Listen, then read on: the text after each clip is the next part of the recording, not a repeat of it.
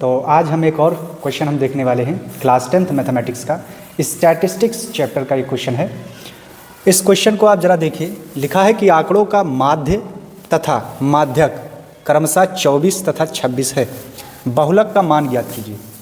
अब इस तरह के क्वेश्चन आप कैसे सॉल्व करेंगे, इसके लिए बड़ा ही आसान तरीका है। सॉल्यूशन यहाँ लिखेंगे।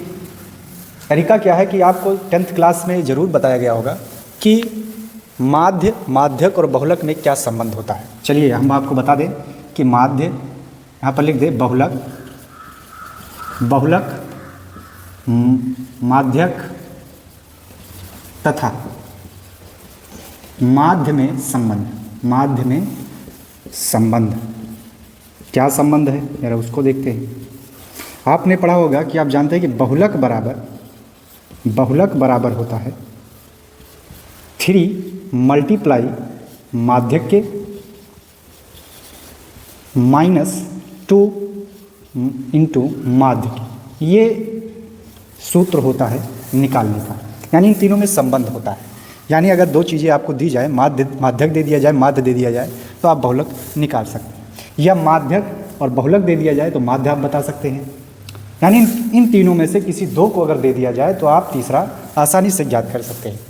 वही चीज़ यहाँ पर दिया गया है। क्या दिया गया है कि आंकड़ों का जो माध्य है, माध्य की बात की जा रही है, माध्य वो कितना है 24 है, माध्यक कितना है 26 है। तो कह रहे हैं कि इसका बहुलक बताकर दिखाइए क्या होगा। तो इस संबंध से हम बता सकते हैं। अब वैल्यू को यहाँ पर हम पुट करेंगे, बहुलक बराबर 3 इंटू माध्यक कितना है 26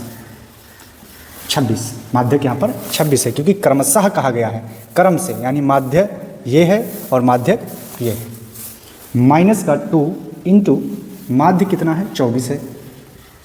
इसको हम हल करेंगे तो बहुलक निकल के आपका क्या आएगा, जरा उसको देखते हैं। बहुलक बराबर इन दोनों को जब हम गुणा करेंगे तो 3 6 के 18, 3 दूनी 6 और 1 7, 78 हो गया। माइनस का इन दोनों का गुणा करेंगे तो ये आ गया 48।